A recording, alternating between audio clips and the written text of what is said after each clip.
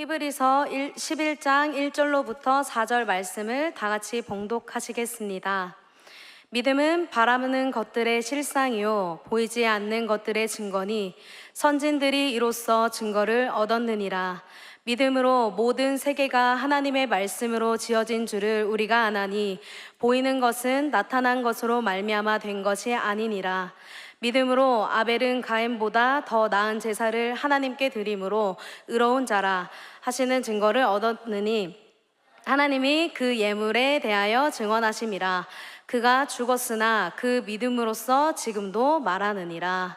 아멘. 할렐루야. 오늘 봉독해 주신 말씀을 가지고 믿음은 이렇게 드러난다 라는 제목으로 말씀을 나누기 원합니다. 우리 함께 봉독해 볼까요? 믿음은 이렇게 드러난다. 제게는 세 아들이 있습니다. 세 아들 모두 이제 초등학생들이라 얼추 자기들끼리 놀 수 있는 나이가 되었어요. 제가 세 아이들을 태어나는 모습을 아내 옆에서 같이 지켜보면서 한 가지 기억나는 게 있습니다. 저희 세 아들 중에 둘째 아들이 머리가 제일 큽니다. 그래서 제일 크게 태어나서 얘가 크면서 머리가 자꾸 무겁다 보니까 자꾸 옆으로 넘어지는 거예요. 앉아있으면 뒤로 꼬꾸라지고 앞으로 졸다가 앞으로 꼬꾸라지고 이렇게 자꾸 뒤로 넘어지면서 바닥에 쿵 하는 것이 제게 너무나도 속상하더라고요. 그래서 제가 우리 둘째가 자꾸만 머리가 이렇게 옆으로 기우뚱 할 때마다 제가 항상 손으로 이렇게 잡아줬었습니다. 매번 제가 그렇게 잡아주다 보니까 둘째가 재밌었던지 이제는 너무 쉽게 계속 뒤로 넘어지는 거예요. 계속 넘어지는 걸 제가 지켜보다가 한 번은 그런 생각이 들었습니다. 한번 잡아주지 말아볼까? 아빠들에게 아이를 맡기면 안 된다라는 말이 있죠. 그 상황이었습니다. 순간 잡아주지 말아야 될까? 이 생각이 한 번 들어서 얘가 저를 믿고 뒤로 확 자빠지려고 할 때 저도 모르게 손을 확 놔버렸어요. 그날 하루 종일 걔가 울었던 걸 생각하면 그 다음날 새벽까지 제가 하나님 앞에 회개했던 시간들이 정말 미안한 마음뿐이었습니다. 이 아이가 왜 이렇게 뒤로 넘어졌을까?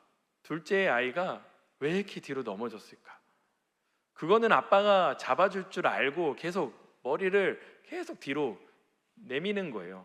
물론 제가 그 장난을 친 이후로 저희 둘째는 다시는 그렇게 머리를 뒤로 하지는 않았습니다. 아빠를 믿기 때문에 하는 그런 행동들, 우리가 사는 세상은요 생각보다 믿음이라고 하는 일들로 인하여 작동되는 것들이 참 많이 있습니다. 여러분들 식사하실 때 식당 가서 식사하시잖아요. 근데 너무나도 식사 잘하시죠? 식사하시면서 여기에 독이 들었나, 여기에 뭐가 들었나, MSG가 들었나 이런 고민하면서 식사하세요? 그러지 않잖아요. 왜 그러죠? 식당 주인을 믿기 때문이에요. 그리고 우리가 늦은 저녁에 모임을 끝나고 남자친구 여자친구를 만나다가 버스가 지하철이 끊겨서 택시를 타고 집에 갈 때 있잖아요. 그때 그 늦은 저녁 시간에 어떻게 택시기사님만 믿고 내 몸을 맡길 수 있을까요? 그거는 택시 운전사를 믿기 때문에 우리는 택시에 내 몸을 싣고 집까지 가는 거예요. 이처럼 우리가 사는 세상은요 큰 믿음이든 작은 믿음이든 믿음이라고 하는 것 안에서 세상은 돌아가고 있다라는 겁니다. 그럼 우리는 이쯤에서 궁금증이 하나 생기기 시작해요. 성경이 말하고 있는 그 믿음의 시작은 무엇인가?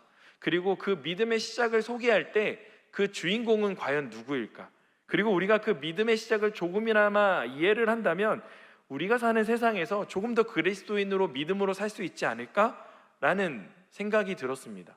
그래서 9월 한 달간은 우리가 믿음에 대해서 한번 말씀을 나눠보려고 해요. 오늘 말씀의 제목이 믿음은 이렇게 드러난다라고 말씀드렸듯이 오늘 말씀을 통해서 믿음이 무엇으로 드러나는지 알아가는 시간 되어지기를 바랍니다. 우리가 읽은 본문 말씀 히브리서 11장은 믿음장이라고 할 만큼 믿음의 선조들이 많이 등장하는 책이에요. 그래서 우리는 여기서 믿음의 조상의 목록을 먼저 11장에 나오기 전의 상황을 먼저 보아야 합니다. 히브리서 10장 38절을 한번 볼까요? 함께 읽습니다. 시작. 나의 의인은 믿음으로 말미암아 살리라. 또한 뒤로 물러가면 다음으로 내 마음이 그를 기뻐하지 아니하리라 하셨느니라. 아멘. 방금 읽은 말씀 어디서 많이 들어본 말씀 아닙니까? 바로 구약의 선지자 중에 하박국 그 선지자가 인용한 거예요. 그러니까 하박국 선지자가 했던 말을 히브리서 기자가 지금 다시 되풀이하면서 인용하고 있어요. 우린 여기서 한 가지 사실을 알게 되는데, 그 사실이 무엇이냐면 예수를 믿는 모든 자들은 그분의 공로로 의인이 되었습니다. 그리고 그 의인은 반드시 믿음이라는 것으로 살아야 한다라고 하는 거예요. 반면에 믿음이 없다라고 하는 것은 그리스도인의 삶을 살고 있지 못하다는 설명도 되어진다라는 거죠. 이쯤 되면 우리의 삶에서 믿음이라고 하는 것이 굉장히 중요하다라는 것을 우리가 동의할 수 있습니다. 특별히 히브리서 4장은 그 네 가지의 구약 시대를 좀 틀을 나눠서 이제 설명하고 있어요. 첫 번째는 창세 전부터 족장 시대의 조상까지, 그리고 두 번째는 족장 시대의 이야기, 세 번째는 출애굽 시대부터 정복 시대까지, 마지막 네 번째는 사사 시대부터 예언자 시대까지로 해서 총 네 가지로 구별해서 히브리서 11장이 존재한다라는 것입니다. 이렇게 역사적인 순서로 믿음의 조상들을 기록한 이유는 무엇일까요? 그것은요, 바로 실제 삶을 살았던 자들의 역사에 담겨 있는 것이 믿음이기 때문입니다. 마치 예수를 믿고 살아가는 우리의 세대도 우리가 어떻게 예수를 믿고 따라가느냐에 따라 그 역사가 기록되어진다는 것이죠. 오늘 읽은 본문의 시작은 누구로 나오나요? 바로 아벨입니다. 우리는 아벨의 이야기를 돌아가 믿음은 무엇으로 드러나는지 볼 거예요. 특별히 세 가지를 나눠 드릴 건데, 이 세 가지를 내 스스로에게 점검해 보면서 나의 생활과 예배와 일상이 어떻게 드러나는지 한번 확인해 보았으면 좋겠습니다. 첫 번째로, 믿음은 무엇으로 드러납니까? 믿음은 나의 얼굴로 드러난다라는 것입니다.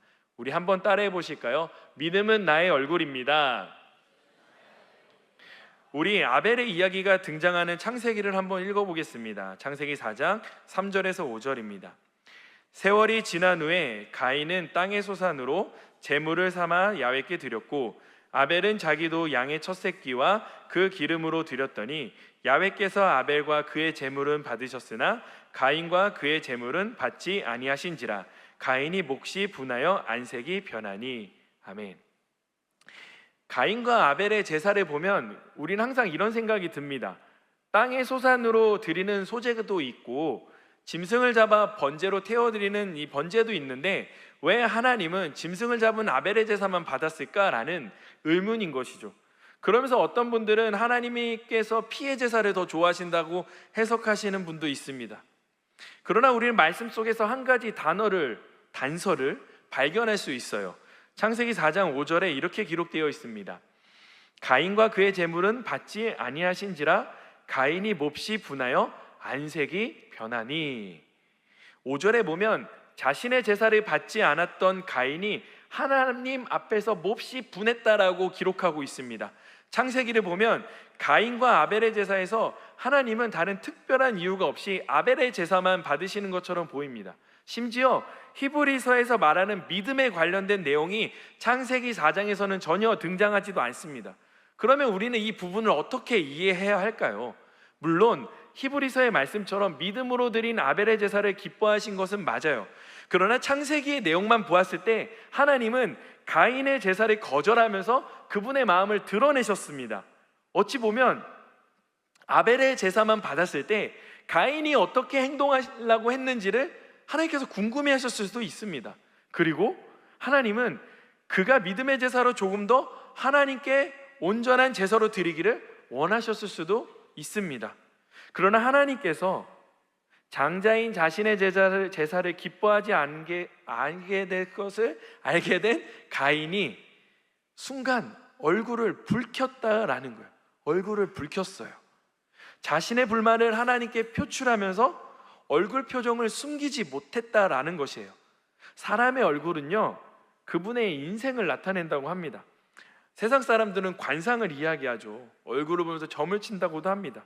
그러나 우리는 어느 정도 쉽게 얼굴만 보아도 그 사람의 감정과 인생을 어느 정도 느낌으로 볼 수도 있어요. 예를 들어 권투 선수들끼리 이런 얘기가 있답니다. 그 선수가 강한지 약한지는 얼굴을 보면 알 수 있다고 해요. 얼굴이 정말 그 여성처럼 깨끗하고 정말 흠집 없는 얼굴의 선수들을 보면 선수들끼리도 저 선수는 굉장히 강한 선수라고 이야기를 한답니다. 왜냐하면 권투는 서로 얼굴을 치는 경기이다 보니 얼굴이 상하지 않았다고 하는 것은 그만큼 잘 피하고 경기를 잘 치러내는 선수라고 이야기하는 거죠. 우리가 있는 지금 우리의 얼굴들, 사실 우리의 얼굴은요, 우리가 그만큼 살아온 우리의 믿음의 역사에 대변하는 표현인 걸 수도 있습니다. 저는 여러분들에게 외모에 대해서 말씀드리는 게 아니에요. 하루하루 하나님 앞에서 어떻게 살아왔는지에 대한 이야기를 드리는 거고, 그분 앞에서 보인 반응이 우리의 얼굴에 드러나 있기 때문에 말씀드리는 거예요. 분명 가인이 드린 제사의 방식은 잘못된 게 하나 없었어요. 자신이 열심히 일한 소산물로 하나님께 제물을 드렸습니다. 그의 입장에서 잘못한 것은 하나도 없어요. 단 몹시 분하여 안색이 변하기 전까지 말입니다. 가인은 아벨의 형입니다. 형은 그 집의 아버지 다음의 결정권자입니다. 장자의 복을 이어받을 사람이기도 합니다. 그런데 형인 자신이 아우보다 하나님 앞에 인정받지 못한다는 마음이 들어가는 그 순간 그는 분을 참지 못했습니다. 분이 치밀어 올랐습니다. 그리고 무서운 일을 저지르는데, 우리는 이 본문이 그렇게 무섭지 않을 수도 있어요. 하지만 이 본문을 무서운 마음으로 한번 읽어봤으면 좋겠어요. 창세기 4장 8절 읽겠습니다. 가인이 그의 아우 아벨에게 말하고 그들이 들에 있을 때에 가인이 그의 아우 아벨을 쳐 죽이니라. 여러분, 자신의 분을 참지 못했을 때 가인은 동생이 들에 있을 때 동생을 쳐 죽입니다. 인류 최초의 살인 사건이 가족 간에 일어나는 거예요. 그것도 가장 친한 형제 간의 살인 사건이죠. 사실요, 나를 가장 힘들게 하는 일은요, 나에게 가장 가까운 사람에게 나에게 말을 하는 것 때문에 상처받을 때가 많이 있습니다. 실제로 가족에게 받는 상처가 더 많이 있습니다. 왜 그렇죠? 나를 너무나도 잘 알기 때문이에요. 친구들이 나를 힘들게 하는 경우는 그렇게 많이 힘들지 않아요. 왜냐하면 우리는 집 밖으로 나가는 그 순간부터 우리는 인격이라는 얼굴에 가면을 쓰고 밖을 나가기 때문에 어느 정도 내 민낯을 가린 상태로 사람들을 만납니다. 하지만 집에서만큼은 우리는 모든 것이 무장해제되어져서 가족들을 만난다는 거죠. 누구보다 나의 민낯을 잘 아는 형제가 있다라는 거예요. 그래서 형제끼리 원수지간으로 얼굴도 보지 않는 사이도 있는 반면에 때로는 너무 친해서 매일 마주하고 싶은 형제도 있다라는 것이죠. 무엇이 되었든 서로 잘 챙겨주고 도와야 할 형제지간의 원수가 되는 것은 이처럼 한순간인 것 같습니다. 성경에 이 표현했던 단어 중에 얼굴이라는 단어, 이 안색이라는 표현한 이 히브리어 단어가 파님이라는 단어인데, 사실 이 단어는 파나라는 동사에서 나온 명사입니다. 이 파나라는 동사는 향하다 그리고 대면하다라는 뜻이 있습니다. 가인은 자신의 제사를 받아주시진 않으신 하나님을 향해 지금 자신이 먼저 이 환한 얼굴을 하나님께 들이대고 있는 거예요. 피조물인 인간이 지금 창조주인 하나님 앞에 자신의 환한 얼굴 그대로 얼굴을 붉히며 뒷짐을 지며 하나님 앞에 대들고 있는 거예요. 하나님 앞에. 과연 이게 가능한 표현이었을까? 하나님께서 가인의 환한 얼굴을 먼저 보신 것이 아니에요. 가인이 먼저 자신의 불을 참지 못하고 하나님 앞에 그 분한 얼굴을 들이밀고 있었다라는 거예요. 그러자 하나님께서 비로소 설명해 주십니다. 창세기 4장 7절입니다. 우리 함께 읽겠습니다. 네가 선을 행하면 어찌 낯을 들지 못하겠느냐? 선을 행하지 아니하면 죄가 문에 엎드려져 있느니라. 죄가 너를 원하나 너는 죄를 다스릴지니라. 아멘. 하나님께서 이렇게 말씀하시는 거예요. 네가 드린 제사가 선하고 순수한 의도였으면 네가 과연 내가 제사를 받아주지 않았다고 해서 너의 표정이 그렇게 바뀌겠니? 라고 반문하고 계신 거예요. 하나님은 가인을 향해 제사의 의도가 하나님을 위해서인지 자기 자신을 위해서인지를 판단해 보라고 말씀하고 있습니다. 가인이 과연 자신을 위해 제사를 드렸다면 그와 같은 행동을 했을까? 아니, 하나님을 위해 그런 예배를 드렸다면 하나님 앞에 얼굴을 붉혔을까? 전혀 아니죠. 가인은요, 자기 자신을 위해 예배했던 것입니다. 여러분, 믿음이라고 하는 것은요, 얼굴에 드러납니다. 우리의 믿음 생활은 얼굴에 드러나요. 그래서 우리는 예배 후에 얼굴이 변해야만 해요. 자유로워져야 해요. 그래서 혹시 여전히 얼굴이 무겁다면 지금 나는 하나님 앞에 하나님이 원하시는 예배로 올려드리고 있는지, 아니면 내가 너무 내 것을 위해 하나님 앞에 예배를 드리고 있는지를 점검해 보셔야 하는 거예요. 오늘 우리는 누구의 얼굴을 닮으셨습니까? 하나님의 예배를 하나님께서 받으신 아벨의 얼굴로 예배하고 있습니까? 아니면 정말 분한 얼굴로 가인의 얼굴로 믿음으로 가인의 얼굴로 예배를 드리십니까? 믿음의 얼굴은 예배 후에 더 환해지는 것입니다. 오늘 예배가 우리의 얼굴을 밝히는 은혜가 있기를 주님의 이름으로 축복합니다. 두 번째로, 믿음이라고 하는 것은 감사입니다. 한번 따라해 볼까요? 믿음은 감사입니다. 믿음의 얼굴이라고 하는 것은요, 결국 감사로 빛나게 되어 있어요. 히브리서 11장 4절에 이렇게 기록합니다. 믿음으로 아벨은 가인보다 더 나은 제사를 하나님께 드림으로 의로운 자라 하시는 증거를 얻었으니 하나님이 그 제물에 대하여 증언하심이라. 그가 죽었으나 그 믿음으로써 지금도 말하느니라. 아멘. 아벨이 가인보다 더 나은 제사를 드렸다고 말씀하고 있습니다. 과연 어떻게 드렸기에 더 나은 제사를 드릴 수 있었을까? 말씀에 보면 시편 50편 23편에 이렇게 기록합니다. 우리 함께 봉독합니다. 시작. 감사로 제사를 드리는 자가 나를 영화롭게 하나니 그의 행위를 옳게 하는 자에게 내가 하나님의 구원을 보이리라. 아멘. 하나님을 영화롭게 하는 제사는 바로 감사로 드리는 제사라고 기록합니다. 믿음 후에 아벨의 그 감사의 제사를 하나님께서 받으신 거예요. 믿음은요, 감사로 드러나게 되어 있어요. 만일 가인이 자신의 제사를 받아주신 하나님 앞에 그래도 감사했다면 인류의 역사는 가인과 아벨을 통해 흘렀을 수도 있습니다. 아벨에게는 있었지만 가인에게 없었던 것은 바로 감사의 유무였다라는 것이죠. 감사하는 사람이 믿음 있는 신앙인임을 믿으시기를 바랍니다. 예배 때 하나님께 드리는 감사는 어떤 것일까요? 바로 원초적인 감사입니다. 우리를 구원하려 이 땅에 오신 예수 그리스도께 그저 감사하는 것입니다. 이것이 바울이 우리에게 이야기하고 있었던 감사의 모습이기도 합니다. 이렇게 아벨은 감사로 하나님께 예배를 올려드렸습니다. 그렇다면 가인은 감사가 없었던 예배였다라는 것이죠. 과연 내 삶 속에 감사라고 하는 단어가 얼마만큼 그려져 있습니까? 나에게 무엇인가 이득이 생겨서 감사하고 있지는 않았습니까? 하나님께서 주신 사랑에 대한 원초적인 감사 언제 드려보셨습니까? 하나님의 사랑은 진짜 크기에 우리가 받은 그 사랑은 아무리 표현해도 다 표현할 수 없습니다. 그렇게 우리는 평생 감사만 해도 부족한 인생인 거죠. 요즘도 이 말을 사용하는지는 모르겠지만 제가 되게 좋아했던 단어가 하나 있습니다. 그것은 소확행입니다. 너무 옛날 단어인가요? 아시나요? 네, 작은 행복에도 감사하는 태도를 줄인 말이죠.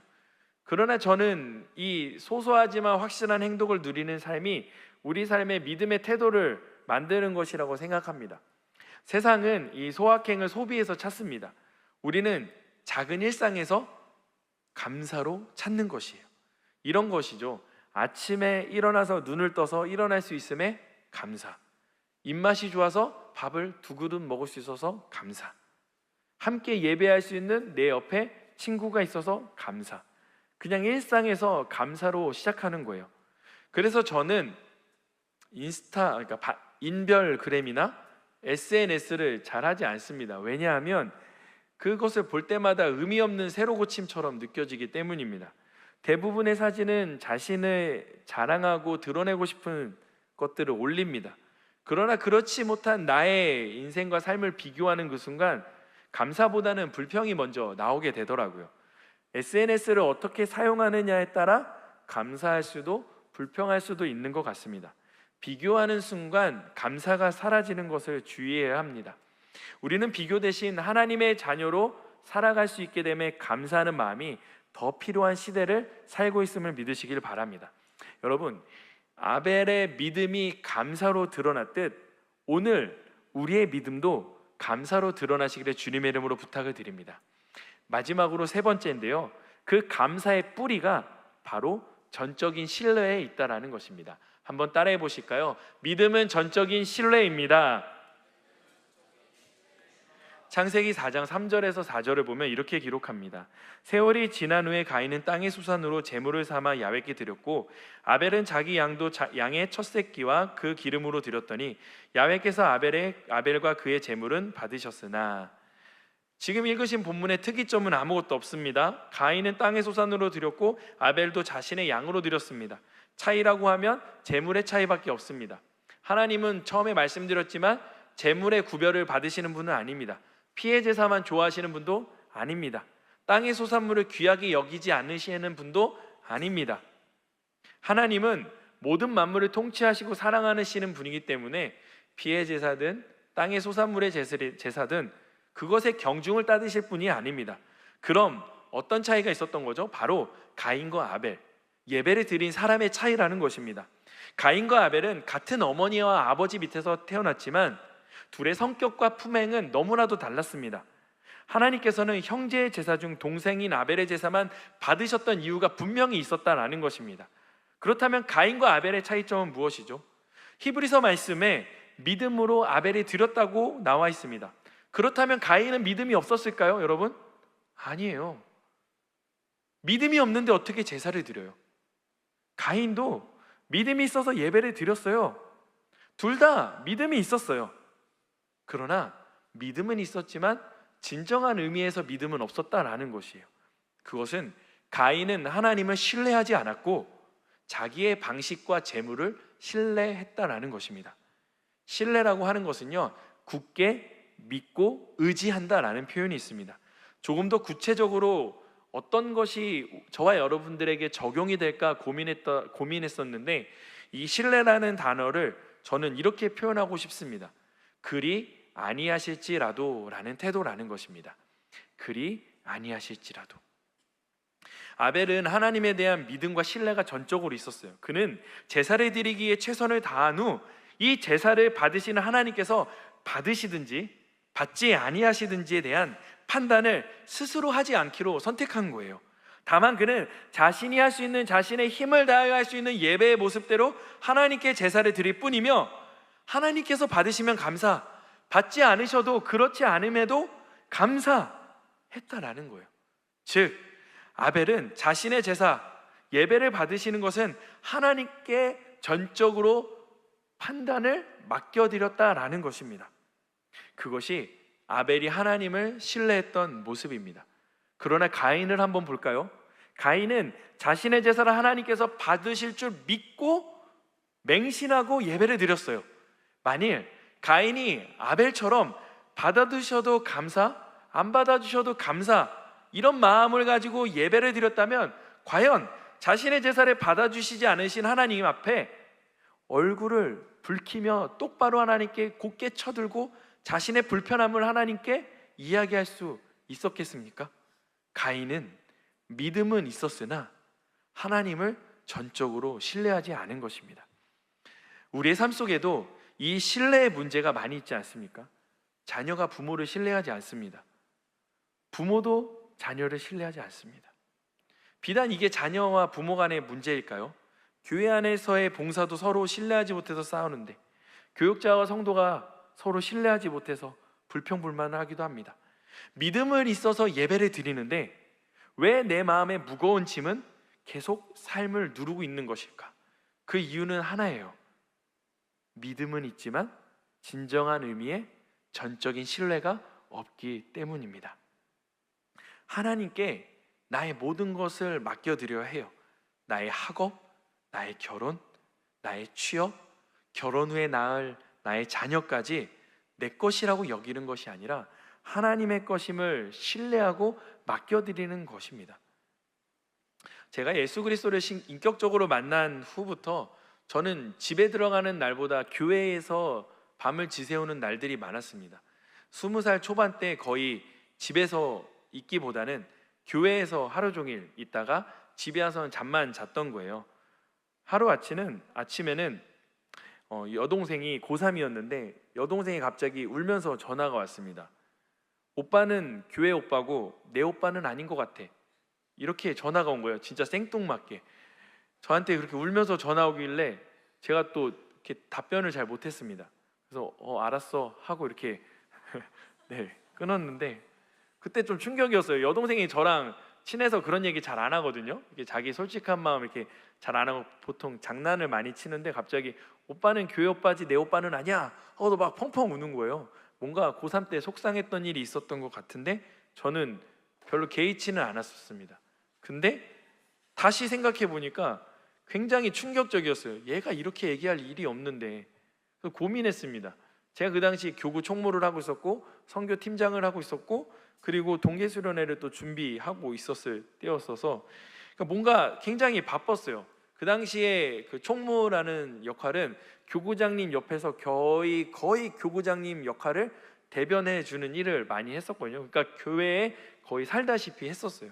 그런 전화를 했던 동생의 입장도 이해가 됐습니다. 그래서 그 다음 날이 금요철야 시간이 되어가지고 하나님 앞에 이 강대상까지 나와 무릎 꿇으면서 기도했습니다. 하나님, 제 여동생이 많이 서운해하는데 이제 좀 제가 가족을 좀 챙겨야 되는 거 아닙니까? 라고 이렇게 기도를 하면서 그랬죠. 근데 진짜 울면서 기도하긴 했어요. 제가 이렇게 감정 없이 얘기하고 있긴 하지만 정말 슬픈 마음으로 기도했습니다. 누가복음 9장 61절에서 62절의 말씀을 마음 가운데 주시는 거예요. 또 다른 사람이 이르되 주여 내가 주를 따르겠나이나마는 나로 먼저 내 가족을 작별하게 허락하소서. 예수께서 이르시되 손에 쟁기를 잡고 뒤를 돌아보는 자는 하나님의 나라에 합당하지 아니하니라 하시니라. 이건 제가 원했던 응답이 아니었거든요. 기도하는 가운데 이 말씀을 주시는데 계속 부르짖었어요. 하나님 이거 말고요. 이거는 말도 안 되지 않습니까? 저는 주의 종도 아닌데 청년인데 굳이 이렇게까지 가족을 등 뒤로 하고 하나님 따를 필요는 없지 않습니까? 긴 씨름을 했습니다. 긴 기도 끝에 이렇게 고백하게 제 기도를 바꿔주셨어요. 하나님, 제 가족을 주님께 맡겨드립니다. 당신을 신뢰합니다. 근데 거짓말처럼 꺼이꺼이 울었어요. 정말 눈물 콧물 쏟으면서 마치 무언가 장례식을 치른 그런 아픔으로 그 순간 내 가족이 내 것이 아니라는 생각과 함께 하나님께 올려드렸다는 믿음이 확 다가왔어요. 그렇게 기도하는데 마음이 갑자기 너무나도 시원해지는 거예요. 굉장히 마음이 편안해지는 거예요. 그리고 저는 더 열심히 교회 일을 했던 것 같아요. 더 열심히 하나님께 가족을 맡겨드렸어요. 그랬더니 제가 여동생을 챙기는 것보다 더 잘 살더라고요. 내가 옆에서 챙기는 것보다 훨씬 더 가족들이 잘 되는 것을 보게 되었습니다. 제가 깨달은 것은요, 가족도 내 힘으로 챙기는 것이 아니라 하나님께 맡기는 것이라는 것이 신뢰라는 것을 깨닫게 되었다는 거죠. 여러분의 삶 속에서도 저와 같은 일들이 있었을 것 같아요. 가족을 맡기는 것, 그리고 삶 속에 내가 정말 꼭 붙잡고 있었어야 됐던 것들, 그런 것들을 한번 하나님 앞에 한번 씨름하듯 끝까지 한번 주님 앞에 고백하며 맡겨가는 시간이 되었으면 좋겠어요. 우리는 교회 안에서 믿음이라는 말을 참 많이 사용해요. 믿음은 여러 가지 뜻을 포함하고 있어요. 믿음은 내 얼굴, 그리고 믿음은 감사, 그리고 믿음은 전적인 신뢰라는 것이죠. 그러나 여기서만 마무리가 되면 사실 진짜 히브리서 기자가 말하고 싶어 하는 믿음의 절반까지밖에 못 온 거예요. 히브리서 12장 24절을 한번 함께 봉독하기를 원합니다. 함께 읽습니다. 시작. 새 언약의 중보자이신 예수와 및 아벨의 피보다 더 나은 것을 말하는 뿌린 피니라. 아멘. 믿음의 시작이라고 이야기하는 아벨의 피는요, 결국 그의 억울함과 하나님을 향한 심판만 호소했습니다. 그렇게 위대하다고 이야기했던 아벨의 믿음조차도 아직 연약하다라는 거예요. 그러나 예수님의 피는 용서와 화평을 선포합니다. 결국 믿음이라고 하는 것은요, 예수님의 보혈로 이어진다라고 하는 거예요. 히브리서는 우리에게 진짜 집중해야 될 분을 소개하고 있습니다. 믿음의 창시자이시오 완성이신 예수를 바라보라 라고 말씀하는 거죠. 이제 우리가 결단해야 될 시간이에요. 우리의 얼굴을 주님 앞에 어떻게 올려드리시겠습니까? 나의 감정 그대로, 나의 그 분한 얼굴 그대로, 분내는 모습 그대로 얼굴을 드리며 예배하시겠습니까? 감사로 예배하시기를 주님의 이름으로 부탁드립니다. 그리고 내가 원하는 방식과 응답으로 하나님 앞에 방법으로 다가오지 않더라도 그리 아니하실지라도 하는 믿음으로 신뢰하며 반응하셨으면 좋겠어요. 아벨의 믿음이 예수의 피에서 완성되었듯이 우리의 믿음도 예수 안에서 시작되어지고 예수 안에서 완성될 것임을 믿으시기를 바랍니다. 오늘 특별히 9월의 이 성찬을 맞이하여 예수의 보배로운 피와 살을 먹고 마실 때 그 예수께서 증거하셨던 그 피를 생각하시며 오늘 이 예배의 시간에 함께 동참하시기를 주님의 이름으로 부탁드립니다. 기도하겠습니다. 사랑의 하나님, 가인의 얼굴을 버리고 아벨의 얼굴을 주시옵소서. 주님, 비교 대신 감사하게 하여 주시옵소서. 주님, 그리 아니하실지라도의 전적인 신뢰로 예배하게 하여 주시옵소서. 이제는 그렇게 예배하며 믿음의 시작을 선언하며 우리의 삶의 신앙의 역사를 그려가게 하여 주시옵소서. 예수님의 이름으로 기도합니다. 오늘은 주님 앞에 성찬의 예식을 드리는 복된 성찬 주일입니다.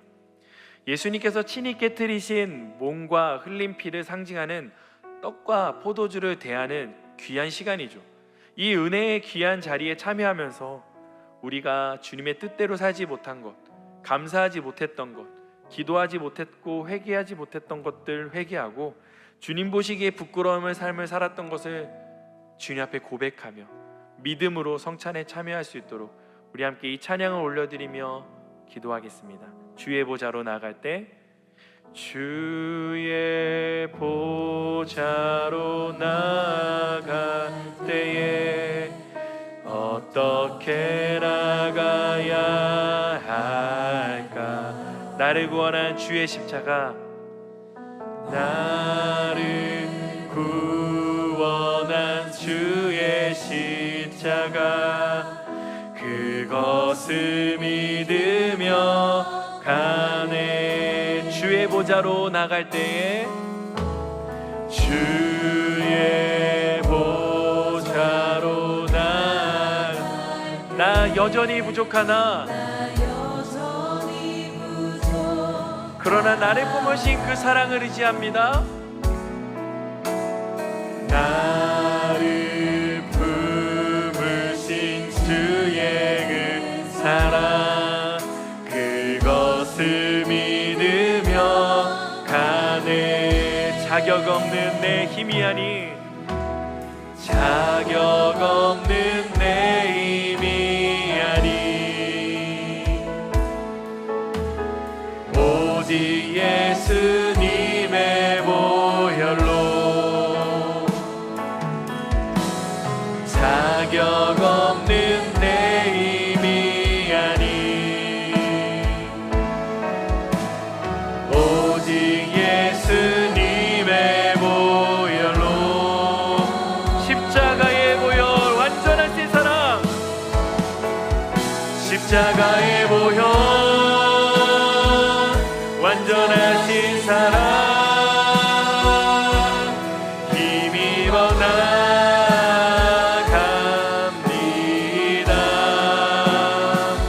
십자가의 보혈,